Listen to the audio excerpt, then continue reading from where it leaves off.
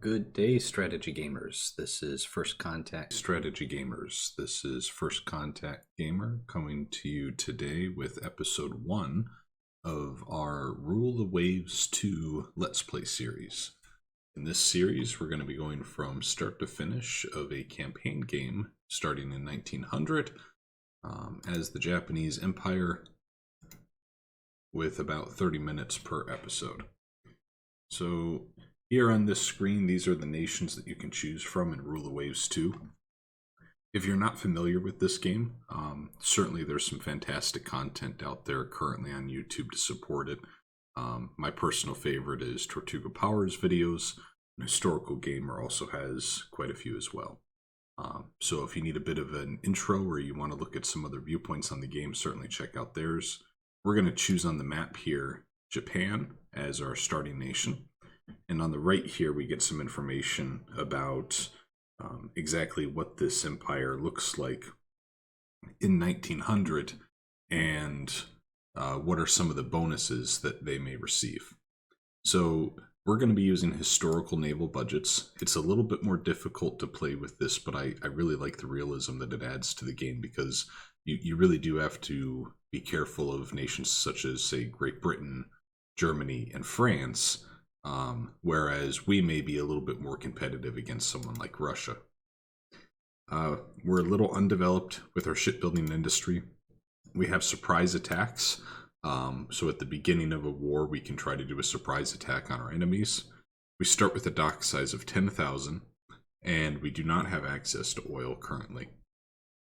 We have research advantages for light forces and torpedo warfare, naval aviation heavier than air, and shipboard aircraft operations. So pretty much Rule the Waves 2 added two key features to the game. One, it extended how far the game will run. Originally, I believe Rule the Waves 1 only allowed you to go up to about 1925. Now we can go up to the 1950s. So that means that air warfare dominates naval war in the second half of the game. So those are two great bonuses for Japan to have. We also have some bonus techs here. And then we can see the naval guns that we start with access to. So we're going to go ahead and hit OK. We're going to go through some of these settings. We're going to say our name is First Contact. We'll do for fleet size large. This really just kind of determines how many ships you're going to have to manage, build, etc. And it scales everything up proportionally. So we're going to go with a large fleet size. We're going to do historical resources, and we're going to lower our research rate to 80, just to prevent it from getting really too carried away with the development of new technologies and how the nations are progressing.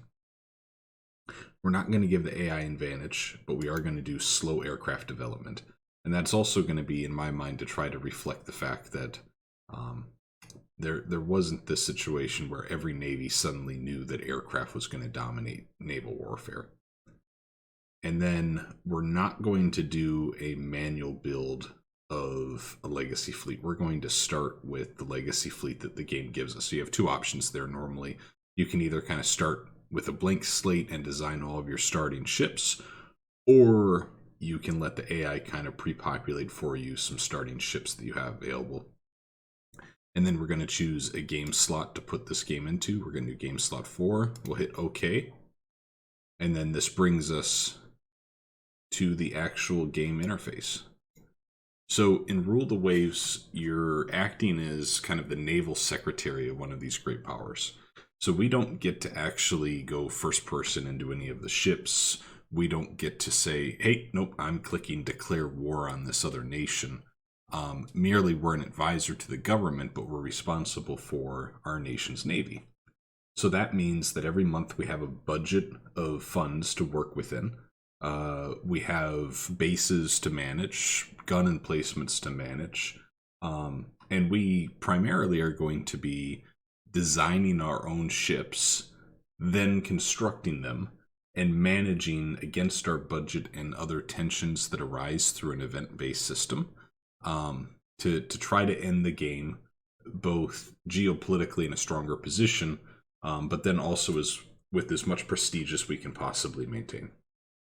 So we're going to try to do our best to stay above 20, because if you get down to about, say, the 15 mark, then you start running the risk of actually being fired and the game ending on you.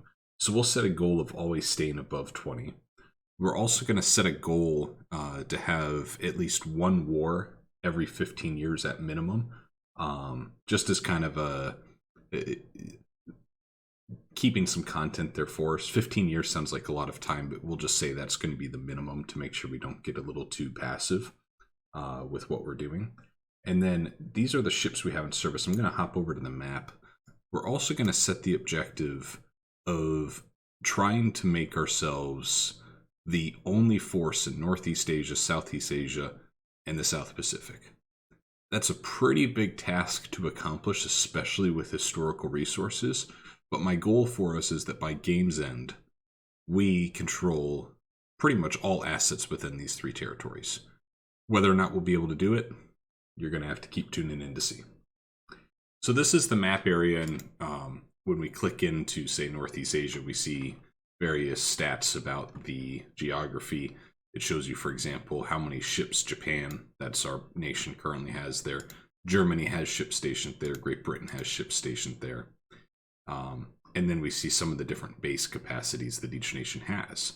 So we have base capacity of 450. Russia has 520. So Russia already, even though it's our home geography, has more base capacity than we do. So they're going to be one of our dominant rivals, especially in the early game. In the middle game, we're probably going to have rivals of France and possibly the United States and Germany, depending on how relations go with those nations. And towards the end game, we're really going to have to focus on how do we kick Great Britain out of some of these areas. And specifically, for example, in Burma here, where there's actually oil resources that Great Britain has. So this is the map interface. We'll go over this a little later. Most of the time, you're actually spending your attention in ships in service and ships under construction and these other various menus. And what I like to do at the very beginning of every new game of Rule the Waves is to take a look at our research tree. And research tree is actually probably not a good label for this. You don't have a tree where you specifically unlock different branches of technology. Instead, what you're able to do is change the percentage of your budget that you put towards research. And we're going to max this out at 12%. And then we can go through in these different research areas, change how they relate to our priorities. So for machine development, we'll leave at medium. Armor development, we'll leave at medium. Hull construction, we'll do the same thing. Fire control, we're going to go to low. Damage control to low. Turrets and gun mountings, we're going to put high. Ship design, we're going to do high. AP projectiles, low. Torpedo warfare, we're going to do high, because I believe that not only do we have an advantage here, but I think it's just a generally good strategy for Japan, is you're not going to be able to field the same sized fleets of battleships with historical budgets, so you have to really be adept at using torpedo boats. So torpedo technology, we're also going to do high. Submarines we'll leave at medium. Explosive shells will go at low. And naval guns, I recommend that is almost always a high.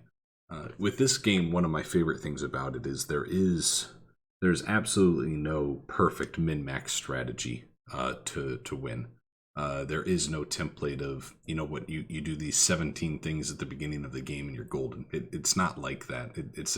It's a game of trade-offs, is how I've heard it described before, and I think it's a good description, where you're going to see through these event-based triggers, and as we manage a budget, we are constantly managing trade-offs, and that's one of the great appeals of this game to me. When we hop over to naval guns here, this shows us our current research of different caliber of guns. Quality represents the quality of research, so the accuracy and the use and how adept we are crafting these guns and their reliability. So 0 is actually kind of a bit of standard. -1 really means that we're kind of at the frontier of building and using these guns. And then we can also go +1. 11-inch through 20-inch guns, we don't even have research. So if we wanted to build a ship with 12-inch guns, we would not currently be able to do so. So we're going to hit OK. We're going to exit the research screen. Now that we've got that all done, the next thing that we're going to look at is our current ships in service. So the Legacy fleet has given us 4 battleships. Here we have the Asi class. They're 15,500 tons, and they have 4 12-inch guns, 14 6-inch guns, and 4 torpedo tubes. And when we double-click it here, we see this little graphic of the ship that shows us the design. So front and back, which obviously we're going to change that verbiage to be more naval in accuracy. Both have 2 12-inch guns, and then the broadsides here we have a total of 7 6-inch guns, and we also have 8 on each side 3-inch guns. You can also in this game actually load into the game files different pictures of different classes of ships as well, if you'd like to do a little bit of immersion for yourselves. And then you can see our different armor ratings. We have 11-inch belt thickness, 2 inches of deck thickness, 11 inches of turret, 5.5 of battery, so that'd be here on the side with our secondary and tertiary guns. So this is, 11.5 inches of armor on the conning tower, which looks on the ship graphic that is right up here in the front. And then 4 torpedo tubes that are all submerged, so they're below the waterline. It's not like what you think of with more modern and World War II torpedo mounts, where they're, say, swivel oriented maybe on the sides of the ship or in the center line. And it's using a central rangefinder. We're not going to go through every single class in this much detail, but I wanted to give a little bit of overview of how you can read the different metrics and attributes of your ships. Another thing that I like to do at the very beginning of each new game is to really prioritize our dock size and increasing it. So we're actually going to click build here, and we're going to spend 2,400. I'm just going to say dollars, even though that there's no specific currency tied to the money in this game. So we're going to spend $2,400 on building larger docks, and we can't afford that now because you see our funds are only at 304. So we're going to have to wait. If we don't increase our expenses at all, we'll have to wait approximately 2 turns, because each turn it shows we're currently positive $1,100. Total expenses of $6,500, and then you have our yearly budget here at the top, working your way down, kind of like you would in business with some type of P&L, right? Of how does that break out to monthly values? How much are we spending every month? How much are we spending on construction every month, etc.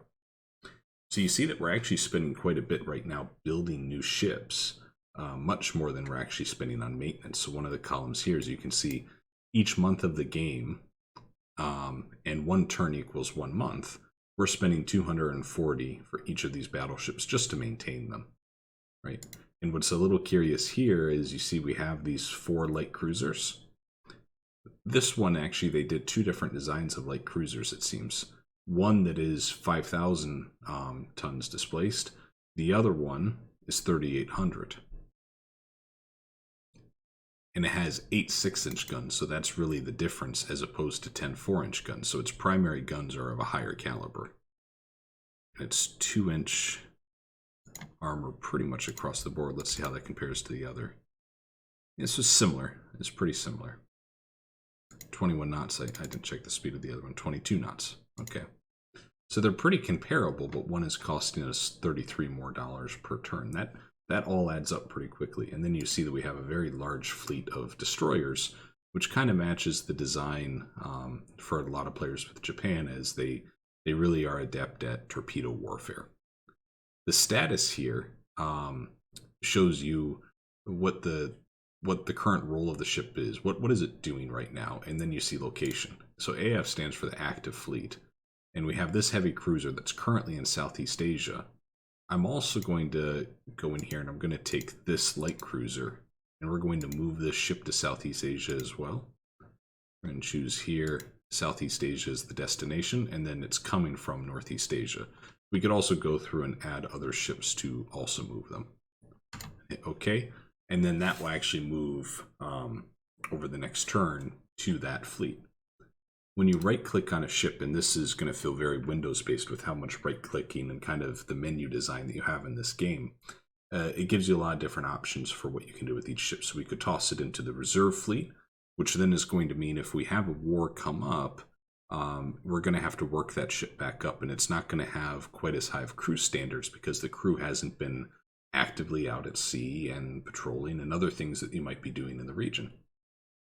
We could also mothball the ship, which means we're going to put it into harbor and kind of try to preserve its current status, and we're not going to use it, right? So it's like winterizing a motorcycle or lawn equipment you have or something like that if you live in a northern climate, is you make sure that the machinery is okay to be stored for extended periods of time.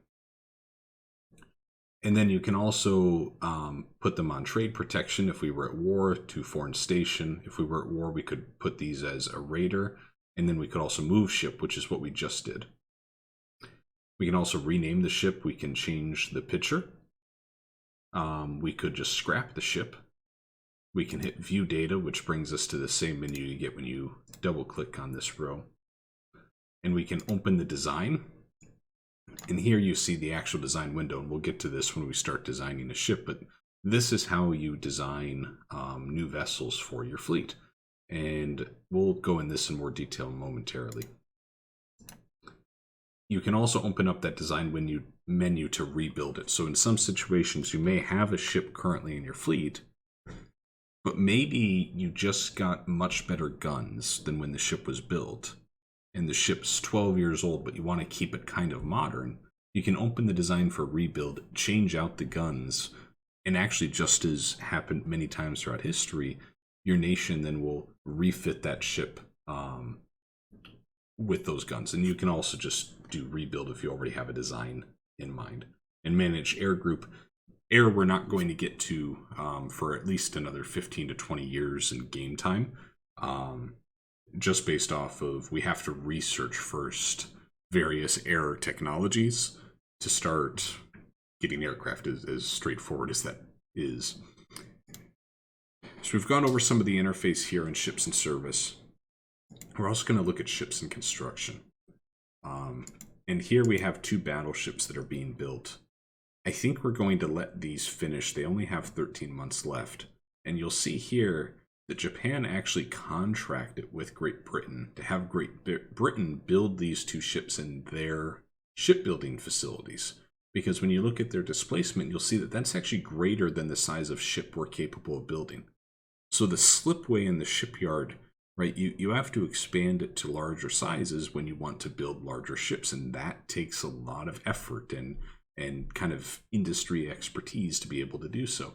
Great Britain obviously has larger dockyards to build ships as the premier naval power of this current time period. But these seem like quite formidable battleships, so we're going to keep these as is and let them finish their construction. It just means for the next 13 months, we're not going to have a lot of monthly budget to work with, which is okay.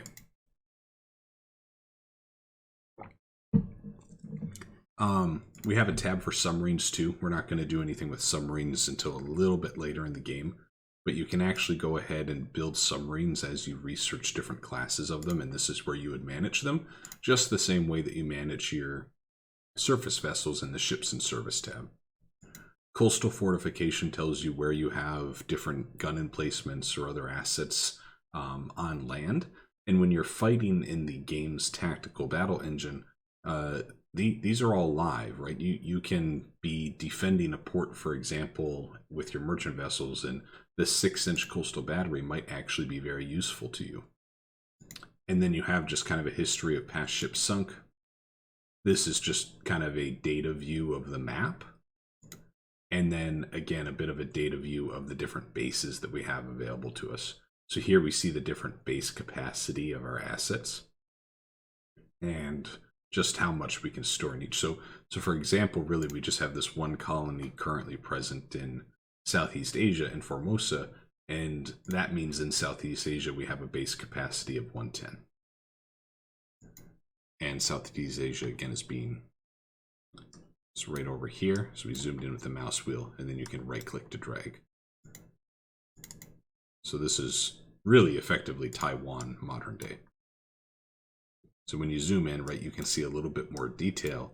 And these are actually different ports that when we're engaging with battles in the tactical game engine, we'll see these available. On the left, I didn't mention this, but you can expand out here on this little navigation panel to see the ships that you have in these areas. And then we'll go over some more details about the map later on in the series. On the right, this is critically important when playing the game. You have your tension levels of the various nations. So as your tension raises with a nation, if we get up here to this bar, it will then trigger a war between the nations. So if the USA bar escalates up to this line, it's actually going to trigger a war that we'll have to fight out with the United States. And we're going to be getting these events that happen randomly and are generated based off decisions we're making or other nations are making, where we can then perhaps increase tensions with another nation by the decision we make. But that might also give us then more money. So we might get an event that says, hey, you know what, we're going to aggressively increase the size of our fleet to help protect our nation's pride. That might anger the United States and our tensions with them might increase, but then we'll also get more money to spend every year on our Navy, which is of huge benefit. We have these intel efforts down here below, where you can actually kind of prioritize your intelligence agencies where they're sending spies, and you can actually then steal different technologies from those nations. Because we are all starting in 1900, there aren't really too many tech advances that each nation's going to have over the others, aside from the ones they start with. So we're going to leave these at none for now, but later on we will increase these to not only steal technologies, but to also try to be aggressive against nations we may want to go to war with. And those will go into this little intel reports pop-up once we do start getting them. The other thing to show you is this almanac, which is very key for us as we try to understand where we stand compared to the other nations. And this will grow in size as different classes of ships are available to the various countries. But here we see right across the top how much money each nation has every year for their navy. And when I said we were doing historical and that makes it more difficult, this is what I meant. Great Britain is spending 2.3 times, well, 2.15 times more money every year on their navy than we are. And we are by far the lowest nation in terms of naval expenditure. So that's going to make it difficult for us, but I think it'll be a good challenge.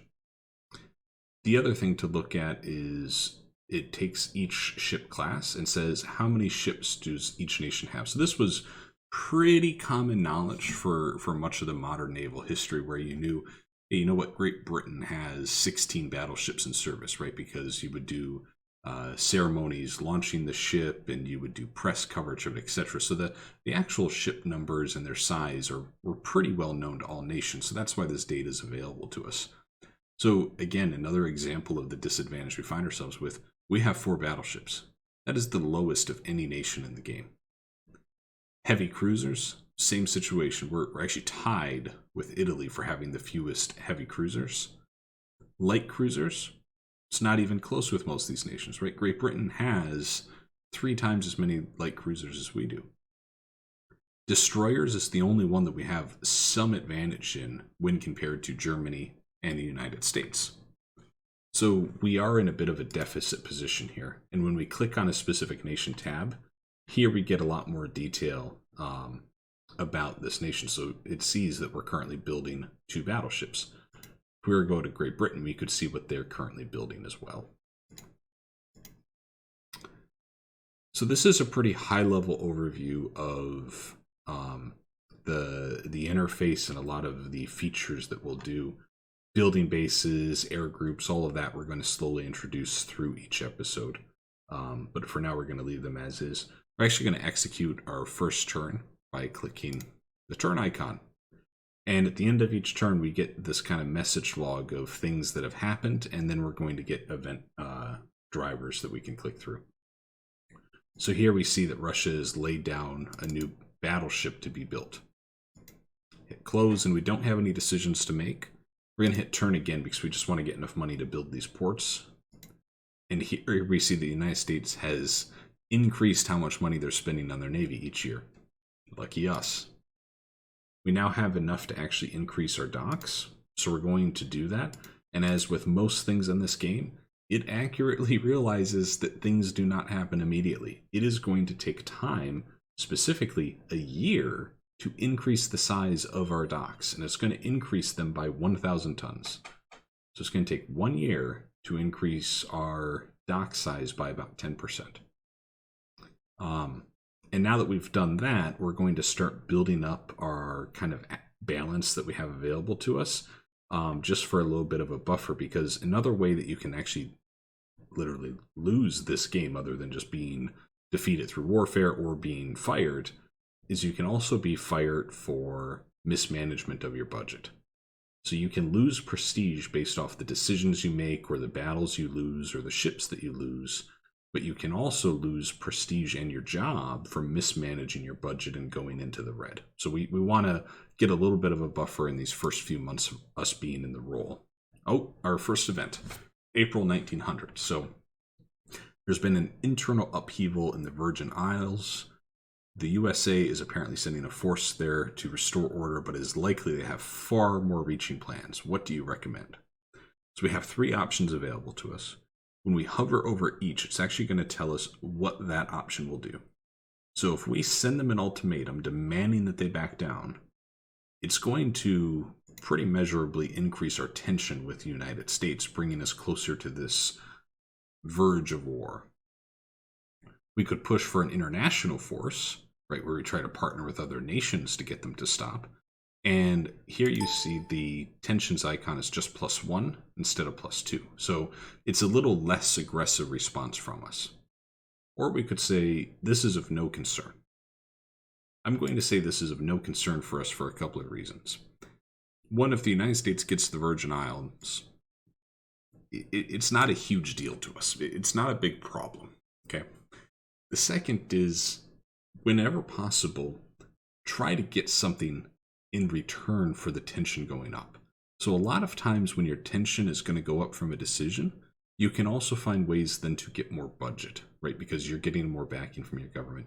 Here we don't have that option. So we're just going to say, you know what, United States, we're not going to say anything. You go ahead.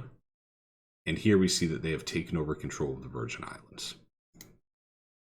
And we also see that Italy has laid down a battleship. So they've increased their production. And over here, it jumped us over to where the United States gained that new asset. We're going to go, I think, 1 more turn, then we'll build a ship or 2. Did I not click it? Oh, I did, but there was no events and no message log. I didn't even catch that. That's going to change the more and more into the game we get as more technologies are researched, etc. Each turn is going to have more activity, but at the beginning of the game, it can go quite quickly. What we're going to do now is we're going to take a look at the ships that we have, and we're going to sit here and we're going to think about, we have 1,200 funds available every month, and what we have currently available to us in our fleet. What's kind of the first priority for designing a new ship? And the one that I'm going to go with is our light cruisers. I think it's going to be good if we build some new light cruisers, and I would like to build 1 or 2 that is around this 5,000 ton mark, as opposed to these cheaper 3,800 tons. So currently we have this class, which is a total of 8 6-inch guns. We're going to click Design Ship, and in the top left drop down, we're going to choose the class that we want to build. We're going to choose Light Cruiser. And I usually start off this way, but there are others who may be more expert that like to manually go through and do everything. There's this icon called Auto Design Ship. We're going to click that, and we're going to say, okay. That does not mean we're done. The AI is pretty good, but just because it did an auto design does not mean we're going to stick with that. And just right off the bat, I can tell you this is not a great design. But what it does is it gets us to a good starting place where we can now go through and say, okay, here's kind of, I want to say average light cruiser, but it's a good starting template instead of building from scratch each and every input. So first off, the displacement, we're going to start just by bringing it down to the 5,000 tons. And we're going to try to keep it in that range, but we might increase it as needed. Freeboard, we're going to keep that at normal. That's fine. Speed 25 seems fine, but range being short, I'm not a huge fan of. I'd like it to at least be medium. And medium's certainly most common here. And the range of our other... Yes, I think these destroyers are short, but everything else seems to also be medium. Engine priority. So do we want the engine that's focused on trying to achieve a higher top speed most time? Or do we want it to be more reliable? Meaning it may not be as fast, but it's less likely to have issues. We're actually just going to choose normal. And then here's our different armor values. And already I can see we're going to have to make some changes here. Actually, we're going to keep this on speed because down here at the bottom, it's key. We cannot build a ship that weighs more than the displacement of the ship, right? And right now we are 509 tons overweight. You can also see down here that we would spend 22 months building the ship, and each month it would cost us 1,500, which is pretty close to how much money we're making each month with our current budget. So we're kind of in budget by building a 5,000 ton ship, but I'm going to increase it to 5,500 just for now. We're going to keep it there. I'm also going to lower the speed down to 23 knots. When we look at the current two cruisers we have, if memory serves correctly, I think they're both at 21 and 22 knots. So this is already going to be a little faster than the two cruisers we have currently. Now we get over here to guns. And it practically has no guns. This is embarrassing. Four caliber, 3 guns. So we're just going to hit clear turrets, which is just going to erase all the guns that we have here. Then we're going to go up to adding 6-inch guns, because I want it to be of same caliber and hitting power of the Unebi class. And a quick little thing here, we're going to click gun data. And this shows us at what range is a 6-inch gun going to penetrate what armor thickness. And what's really useful is, just as a good rule of thumb, you generally want your armor to be close to being able to stop or deflect a similar caliber from your enemy on your ship. So right now our armor, if we were going against another cruiser that had 6-inch guns, our armor would not stop that shot at anything within 10,000 yards. And the range of a 6-inch gun is about 10,000 yards. So we're right off the bat going to go here and go, okay, we're going to put our belt to 2. In deck, we're going to leave it 1.5.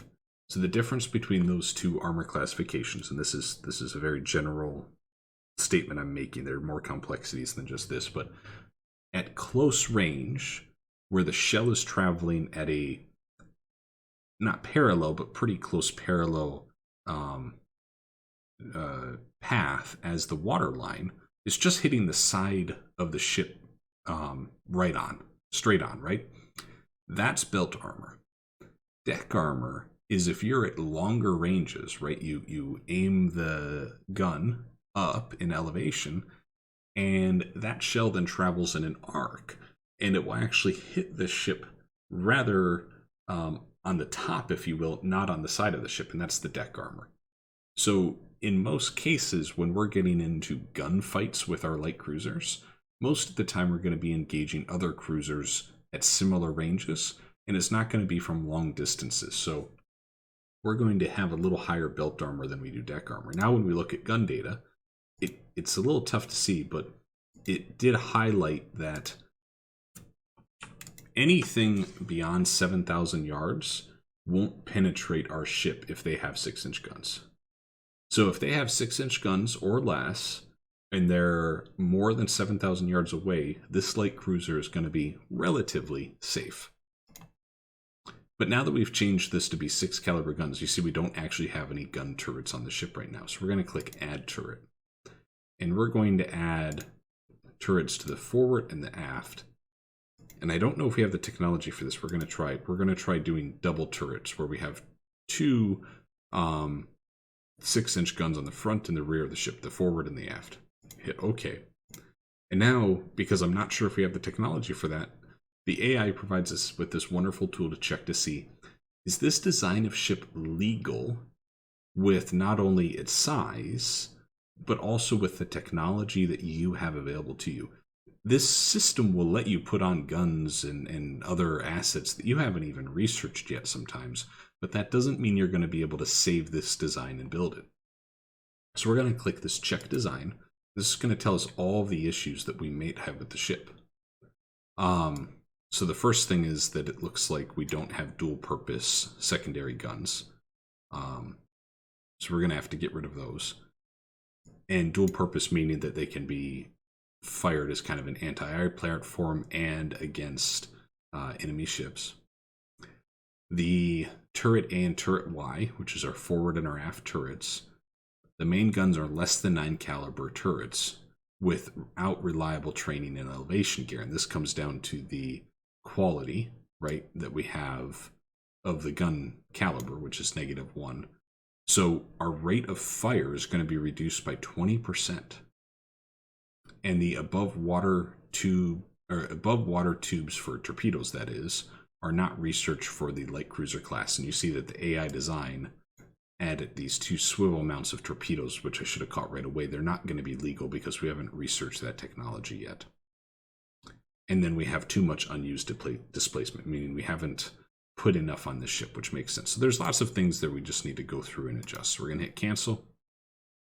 And what I'm curious is, so 4-inch guns, one of the reasons we probably have them on our other cruisers is we have quality level 0, which means we're not going to get that same penalty to our rate of fire. So what we're going to do is we're just going to hit, actually we don't have to hit clear, this adjusted them to be 4-inch turrets. And now when we look at gun data, we see that against 4-inch caliber guns, 2 inches of belt armor protects anything outwards of 5,000 yards, which is great news. We see that we're using central rangefinder fire control, and that's, we either have a rangefinder available to us or we just say local only, meaning that it's just, you know what, the gunner is just saying shoot there at that elevation to hit them. And then fire control, which is FC positions, we're going to have 2 on the ship and increase or decrease this. But having more than 1 allows those spotters to say, oh, your shot straddled the target, right? So if you just zero in the 2 guns, you'll then hit the target next time. Or it might say, okay, both your shots were long. By having multiple positions, you get a more accurate reading of where those shells are landing. And then right here we have, it's selected as dual purpose, and I'm not sure if we can get rid of that here because it's blacked out.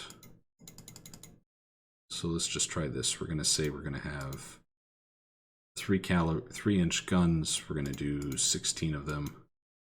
And we're going to do casemates. Let's see what it says. Has not developed dual purpose mountings. I'm going to have to look at why that's grayed out. I don't remember that from my last playthrough.